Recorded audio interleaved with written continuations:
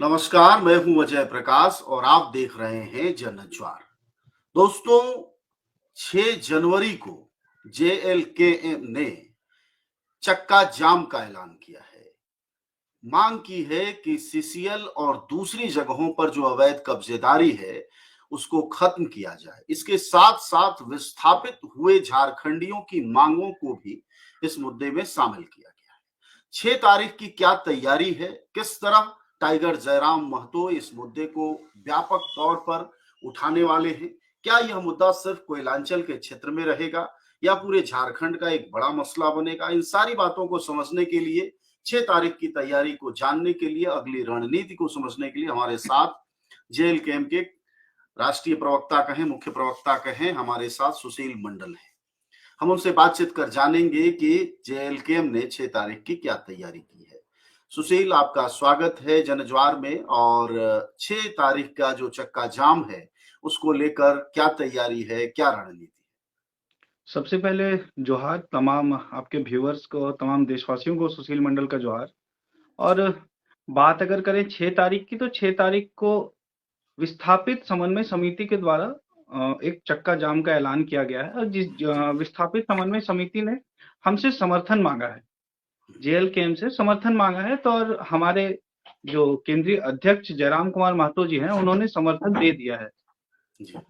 तो 6 तारीख को एक व्यापक और एक बड़ा चक्का जाम होने को जा रहा है, जिसमें विस्थापितों की समस्या का मूल अगर देखा जाए उस बंदी को, तो उस विस्थापितों की जो समस्या है उस पर नजर डाला जाएगा, उस पर प्रकाश डाला जाएगा।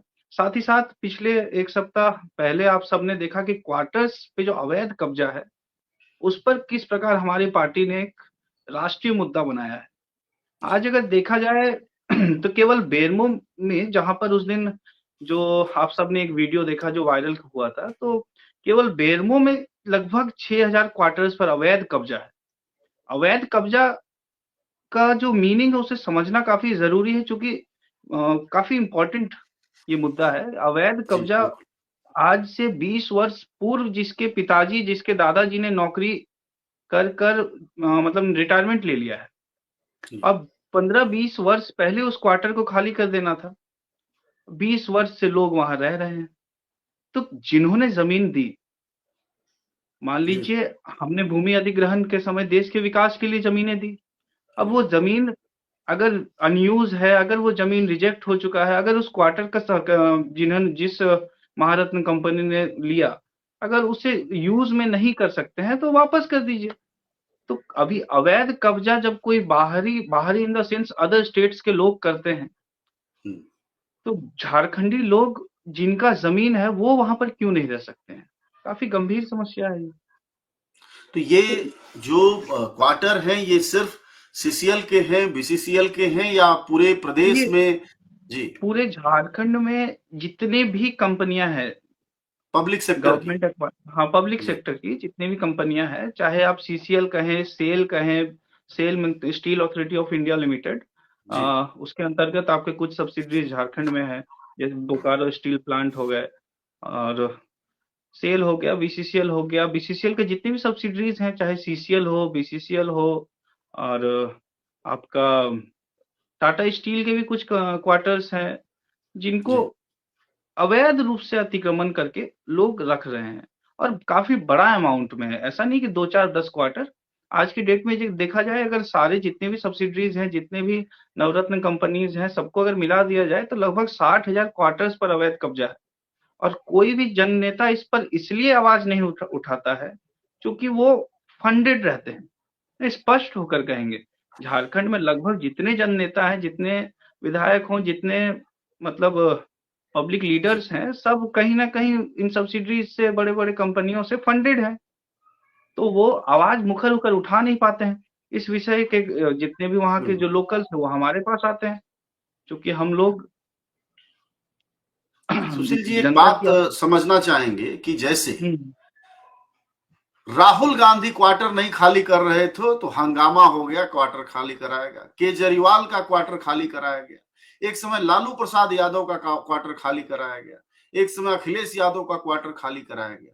ये कंपनियां भी, अगर आप किसी यूनिवर्सिटी में पढ़ाते हैं, सरकारी कहीं कर्मचारी हैं, अगर आप क्वार्टर नहीं खाली करते हैं तो आपकी पेंशन रोक लेती हैं, आपकी ग्रेच्युटी रोक लेती हैं, आपकी पीएफ रोक लेती हैं, सब आपको पेंशन नहीं देती।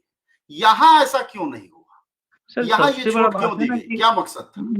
इसके पीछे एक छोटा सा रीजन है कि इनका संरक्षण कौन दे रहा है। मान लीजिए आप या हम किसी क्वार्टर में रह रहे हैं दूसरे राज्य के क्वार्टर में, तो हम वहाँ जी। के लोकल जो लीडर हैं उनके वोटर हो चुके हैं। तो हम्म, वोट्स का खेला है यहाँ पर। मान लीजिए बेरमो की बात करें तो हम्म, बेरमो में वो अनूप सिंह, मान लीजिए वहाँ के जो वर्तमान विधायक, जो अभी नवनिर्वाचित विधायक हैं, पहले भी थे, पिछले जी। 15 साल से उनका परिवार वहाँ राज कर रहा है। तो नवनिर्वाचित विधायक उनको संरक्षण देता है, चूंकि उनका वोटर्स जो है, हम्म, वोट्स का खेला है। केवल वोट, राहुल गांधी के क्वार्टर को कोई वोट का वहां पर किसी को हम्म, नुकसान नहीं है, लेकिन अगर यहाँ पर बेरमो के क्वार्टर्स को खाली कर दिया जाता है तो वहाँ के लोकल जो लीडर हैं उनको वोट्स का इशू हो जाएगा। बोकारो में भी अगर सेल का क्वार्टर्स खाली कर दिया जाए तो वहाँ के जो लीडर जो जीते हुए हैं उनको वोट्स का इशू हो जाएगा। तो ये वोट्स का जो प्रलोभन है ना, इसके कारण जो रैयत है, जिनकी जमीनें हैं, वो इस दर्द को झेल रहे हैं। अब किसी को बेघर कर दिया गया, 20 वर्ष से वो अपनी चप्पल घींच रहा ऑफिस में जाकर कि उन्हें मुआवजा तक नहीं दिया गया। 15-20 वर्ष से वो केवल अपने मुआवजा के लिए घूम रहा है, नियोजन तो छोड़ ही दीजिए। तो नहीं, कहीं मैं ना सुशील कहीं एक और सवाल आपके ही मुद्दे से जुड़ा है। मैं कह रहा हूं कंपनी से रिटायर हो गए, कंपनी से उन्होंने क्वार्टर नहीं खाली किया, तो ये झगड़ा कंपनी और उस व्यक्ति के बीच का है। उसमें क्या हुआ? कंपनियों ने कोई पहल नहीं ली, खाली कराने की कोशिशें नहीं की, हुआ क्या? वो कहानी जानना चाहते। देखिए, कंपनी कोशिश करती है और कंपनी को रोका जाता है वहां के स्थानीय विधायक के द्वारा। अच्छा, ये पुराना सिलसिला है मतलब। ये पुराना सिलसिला है, आज से 15-20 वर्ष से ये चलता आ रहा है। जब से मान लीजिए बेरमो की बात करें तो लगभग 30 वर्ष से ये चलता आ रहा है। हम्म, तो इस संरक्षण को तोड़ने के लिए जो जाल जो बिछा हुआ है, इसे तोड़ने के लिए हमारे विधायक, हमारे केंद्रीय अध्यक्ष जयराम कुमार महतो जी ने ये पूरा एक प्लान के तहत तमाम जी। कहीं ना कहीं राष्ट्रीय मुद्दा बनाया है। और हमको लगता है कि आने वाले 6 महीने के अंदर जितने भी क्वार्टर्स जो अवैध कब्जा किया गया है उसे खाली करवाने के लिए सीसीएल भी अब विवश हो जाएगी, और वहाँ के जो लॉ एंड ऑर्डर जो मेंटेन करने वाले एडीएम साहब हैं, एसडीएम साहब है, वो भी इसमें सहयोग करेंगे। क्योंकि देखिए, अच्छा काम करने जाइएगा तो आप पर कहीं न कहीं हम लोगों पे ऊपर केस हो गया, तो हम्म। केस अब सामान्य हो चुका है। जब आप जन हित के लिए लड़ाई लड़ेंगे तो केस कोई बहुत बड़ा इश्यू नहीं है। अगर जनता की भलाई के लिए 2-4 केस भी हमारे पार्टी के लड़कों के ऊपर, अध्यक्ष के ऊपर लगता है, तो हम इसे लेने के लिए तैयार हैं। दूसरा, चलिए ये तो सत्ता पक्ष है, जो हेमंत सोरेन है, कांग्रेस है, ये तो सत्ता में बैठे लोग हैं। विपक्ष की जो पार्टियां हैं, खासकर आजसू, भारतीय जनता पार्टी, उसने क्या विस्थापन के जो ये जिनका समर्थन आप लोगों ने किया है, क्या विस्थापितों के इन मुद्दों को बीजेपी समर्थन दे रही है? अगर आज तक विस्थापितों को लेकर बीजेपी सीरियस रहती, तो लगभग 25 वर्ष हो चुके हैं झारखंड राज्य के गठन में, तो लगभग 15 से 16 वर्ष उन्होंने राज किया है। तो अगर विपक्ष सीरियस रहती, अभी फिलहाल जो विपक्ष है, कल तो वो सत्ता पक्ष में थी, तो अगर वो सीरियस होती तो आज विस्थापन का जो दर्द है, हम आपको बताएं, सुबह 6 बजे हमारे विधायक जी, जो हमारे केंद्रीय अध्यक्ष सोकर उठते हैं, उनके घर एक लंबी कतार लग जाती है, लगभग 100-150 लोगों की, जो केवल विस्थापित लोग हैं और जिनको नियोजन नहीं मिला है, जिनको नौकरियां नहीं मिली है, जिनको उनकी जमीन के बदले मुआवजा नहीं मिला है, वो हमारे पास आकर आंसू निकलते हैं उनके। तो कहीं न कहीं इस समस्या को हमें लगा कि गंभीरतापूर्वक लेनी चाहिए, और पार्टी काफ़ी सीरियस है इस मुद्दे पर। आने वाले समय में काफ़ी बड़ा एक ड्रास्टिक रिज़ल्ट भी हमें मिलने जा रहा है। विपक्ष बिल्कुल ही सीरियस नहीं है, विपक्ष केवल वोट बैंक की तरह इस्तेमाल की है आज तक। आज जो सत्ता पक्ष में वो कल विपक्ष थी, और जो आज सत्ता में है वो कल विपक्ष थी। तो दोनों ही, आज जो सत्ता पक्ष हो चाहे विपक्ष हो, दोनों ने ही विस्थापितों को केवल और केवल ठगा है और वोट बैंक की तरह इस्तेमाल किया है। अब हम लोग जो हैं काफी सीरियस इस मुद्दे पर, और इसे कहीं ना कहीं नेशनल मीडिया तक में कवरेज मिला है। हमें लगता है सॉल्यूशन भी काफी जल्द मिलेगा। एक चीज और बताइएगा, आप दो शब्द यूज कर रहे हैं, जो लोग सुबह जयराम महतो के यहाँ पहुंच जाते हैं, विधायक जी के यहाँ, एक नियोजन और दूसरा शब्द है मुआवजा। तो ये कंपनियां बने 50 साल हो गए, क्या इन लोगों को मुआवजा या नियोजन देने का कोई वायदा किया गया था, जिसको आज तक इन कंपनियों ने पूरा नहीं किया? ये काफी, अगर इस बात पर प्रकाश डाला जाए तो काफी दर्दनाक घटना है ये। आज से जी। मतलब मुआवजा हो चाहे नियोजन की बात, आज जो लड़का हमारे पास आता है ना, उसके दादाजी को वादा किया गया था। एक जनरेशन पहले ही जिनका डेथ हो चुका है ऑफिस के दो चक्कर लगाते लगाते, उनके पिताजी अब बूढ़े हो चुके हैं, और एक लड़का, एक बच्चा 18 20 25 30 साल का हो गया है, वो आता है हमारे पास। एक लंबा प्रक्रिया है, लोग लगभग 30 40 50 वर्ष से चलता आ रहा है, और लोगों को मतलब दर्द इस प्रकार से लोग झेल रहे हैं कि अब उनके पास मान लीजिए उनकी जमीनें चली गई, जिससे वो जी खेती करते थे, उनका घर चला गया रहने के लिए। अब अभी हम बोकारो की स्थिति देखें तो 40 गांव ऐसे हैं जो झारखंड के मानचित्र में ही नहीं है, मतलब विस्थापित होकर उनको एक जंगली क्षेत्र में जाकर रहना पड़ा, जो आज तक न नगर निगम में आ पाया, न ग्राम पंचायत में आ पाई। तो इन सब चीजों को न वहाँ के स्थानीय विधायक उठाते हैं, न सांसद उठाते हैं। तो आज उन झारखंड के पास कोई ऑप्शन ही नहीं है। झारखंड के जो शोषित वंचित पीड़ित लोग हैं, उनके पास कोई ऑप्शन नहीं है टाइगर जयराम माथुर के अलावा, इसलिए वो लंबी कतार लगती है सर। जी। तो आपका ये कहना है विपक्ष का कोई साथ नहीं है, सत्ता पक्ष में खुद आपने विधायक जी का नाम लिया है। तो ये बताइए, आखिरी सवाल आपसे ये कि इसको लेकर विस्थापितों की एकता की एक अपील कर रहे थे जयराम महतो, जो सीसीएल के बाद का एक कार्यक्रम बेरमो में वीडियो में देख रहा था।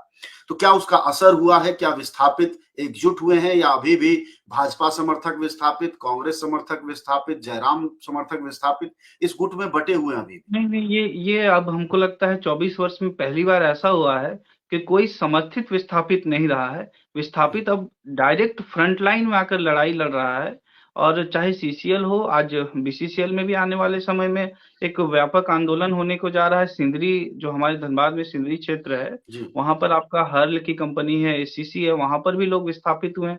तो जितने विस्थापित हैं अब फ्रंट लाइन में आकर खुद अपनी लड़ाई लड़ रहे हैं, क्योंकि इससे पहले जब वो लड़ाई लड़ते थे उनको डायरेक्ट लाठियां बरसाया दी जाती थी, उनको डायरेक्ट केस कर दिया जाता था। अब एक विधायक उनके आगे आकर खड़ा है, एक ढाल बनकर खड़ा है, जो उनकी लड़ाई को खुद लड़ रहा है। और आने वाले समय में झारखंड में हमें लगता है कि ये पहली बार 24 वर्ष में होने जा रहा है जब विस्थापितों को उनका हक अधिकार मिलने को जा रहा है। क्या विस्थापितों की संख्या का कोई आकलन है? उनके जिले और उनका जातीय स्थिति क्या है? इस बारे में कोई जानकारी दे पाएंगे आप? देखिए, जहाँ तक विस्थापितों की जाति के ऊपर देखा जाए तो कोई विशेष एक जाति के लोग नहीं हैं। हर जी जाति, हर कस्बे के लोग यहाँ पर पीड़ित हैं। उसके बाद जिला देखा जाए तो मैक्सिमम कोयलांचल का ही क्षेत्र इसमें ज़्यादा इन्वॉल्व है, चूँकि कोयला का खनन यहाँ पर 1879 1889 में स्टार्ट हुआ था, और जी तब से लगातार लोगों को विस्थापित किया जा रहा है, कोयला निकाला जा रहा है, देश के विकास में कोयला दिया जा रहा है। लेकिन झारखंड के विकास के लिए यहाँ के लोग जो विस्थापित हो रहे हैं, उनके विकास को लेकर न सरकार सीरियस है, न केंद्र सरकार सीरियस है, न राज्य सरकार सीरियस है, और लोग लगातार शोषित होते जा रहे हैं, और सदियां बीतती जा तो रही है। विस्थापितों की समस्या में आपके विधायक, आपकी पार्टी इस बात को भी शामिल करेगी? मैं जब भी ग्राउंड रिपोर्ट पर गया इस पूरे कोयलांचल के इलाके में, तो प्रदूषण का भारी संकट है, पानी का उससे बड़ा संकट है, खेती बाड़ी मुश्किल होती जा रही है। तो क्या आजीविका का भी सवाल विस्थापन में वो शामिल करने जा रहे हैं? बिल्कुल, बिल्कुल, बिल्कुल। जैसे ही विस्थापित लोग विस्थापित हुए, उनकी ज़मीनें चली गई, उनकी खेती करने का जो जगह था वो चला गया। साथ ही साथ अगर कुछ लोग मान लीजिए 5 किलोमीटर रेडियस में एक विस्थापन का क्षेत्र बन गया। अब लोग 5 किलोमीटर के दायरे के बाहर जाकर जब लोग रहने जा रहे हैं, तो एक पॉल्यूशन काफ़ी व्यापक रूप से मीथेन गैस निकलता है। जानते हैं आप भी कि जब खनन होगा तो कै गैसेज़ जो हैं, हार्मफुल गैसेज़ की तो संख्या इतनी ज़्यादा, ओज़ोन निकलेगा आपका, मीथेन निकलेगा, और उसको झेल रहे हैं। और लोग भी, आप एक बार कभी झरिया आकर देखिए, झरिया के ऊपर काफ़ी कुछ बायोपिक्स बने हैं, उनको एक बिल्कुल, बार नज़र डालकर देखिएगा कि मैं लोग खुद गया हूँ अपने, झरिया जी। हाँ, जब गए हैं तो लोग, अगर 30% लोग नेचुरल डेथ से मर रहे हैं, तो 60% लोग जो है कोई बीमारी से ग्रसित होकर मर रहे हैं। तो इस पर भी तो सरकार को तो सीरियस रहना पड़ेगा। न केंद्र सरकार सीरियस है, न राज्य सरकार सीरियस है। और जब कोई आंदोलन होता है तो केंद्र सरकार से भी निर्देश आता है लाठियां बरसाने की, और राज्य सरकार की तरफ से भी आता है लाठियां बरसाने की। तो आज के डेट में विस्थापित लोगों के पास कोई ऑप्शन ही नहीं है। फिलहाल उनके पास जयराम कुमार महतो नाम का एक विधायक, एक केंद्रीय अध्यक्ष जेएलकेएम पार्टी का है, जिनका साथ अगर उन्हें मिल रहा है, तो वो खुलकर आ रहे हैं हमारे पास और फ्रंट लाइन में अपनी लड़ाई को लड़ रहे हैं। इस इलाके में माफिया भी बहुत है, और आपके विधायक अकेले हैं। ये भी कोई छोटी चुनौती नहीं है। जिस इलाके में आप लोग कदम रख रहे हैं, वो इलाके माफियाओं से पिछले 40 सालों से ग्रस्त है। उसका मुकाबला लगातार देखिए, अगर हम माफिया तंत्र से डरते, अगर हम आतंकवाद से डरते, तो आज की डेट में हम 71 सीटों पर चुनाव नहीं लड़ते। आज कुछ ऐसे सीट्स थे, 71 में से 30-25 ऐसे सीट्स थे हमारे पास, जहाँ पर नक्सलवाद इतना हावी है कि अगर कोई अध्यक्ष, कोई मान लीजिए कोई नेता वहाँ दिन में जाता है ना, उसे सिक्योरिटी 10 गुना, अपना जो सिक्योरिटी 10 है तो उसे 100 लेकर जाना पड़ता था। लेकिन देखिए, माफिया हो, चाहे माफिया को हटा दिया जाए, तो आतंकवाद हो चाहे नक्सलवाद हो, तो शोषण की वजह से इस क्षेत्र में बढ़ा था। तो आज जयराम कुमार महतो जी जो नक्सलवाद प्रभावित क्षेत्र है, वहाँ के लोगों के लिए भी एक उम्मीद की तरह बनकर आए हैं, और माफिया तंत्र से डरने वाली कोई बात नहीं है। हम अगर अपनी जान हथेली में लेकर लगातार लड़ाई लड़ रहे हैं, तो अगर जान की डर रहती तो रात को 1:30 बजे रात को अकेले हमारे विधायक जी हमारे जाते नहीं वहां पर। तो हम खुलकर लड़ाई लड़ रहे हैं, हमें माफिया तंत्र हो चाहे कोई भी नेगेटिविटी हो, उससे दूर हटकर हम अपनी लड़ाई को लड़ रहे हैं। शुक्रिया आपका बातचीत के लिए। हमारे साथ बातचीत कर रहे थे जेएलकेएम के राष्ट्रीय प्रवक्ता सुशील मंडल। उन्होंने विस्तार से 6 तारीख के चक्का जाम की तैयारियों की भी बात की और उस पर भी बात की कि विस्थापितों की मुख्य समस्या किस तरह 24 वर्षों तक मेढकों के खेल में तब्दील हो गई थी और उसका कोई मुद्दा नहीं उठा रहा था, और अगर कोई उठाता है तो सिर्फ वोट की वजह से चुप हो जाता है। दूसरी तरफ 50 साल से ज्यादा से वो लोग हैं जिनकी तीसरी चौथी पीढ़ी आ चुकी है और नाती पोते लाइन लगाए हुए हैं जयराम महतो के सामने कि हमें न्याय दिलाओ, और वह ढाल की तरह खड़े हैं। देखते हैं यह संघर्ष कितना आगे जाता है। 24 सालों से लंबित न्याय उन्हें मिल पाता है कि नहीं मिल पाता है, लेकिन जो तल्ख तेवर जयराम महतो का दिखाई देता है, उससे साफ है कि झारखंड को एक नया नेता मिला है जिसमें कि साहस भी है और जनता को समेटने की रणनीति भी। शुक्रिया आपका बातचीत के लिए। धन्यवाद। धन्यवाद।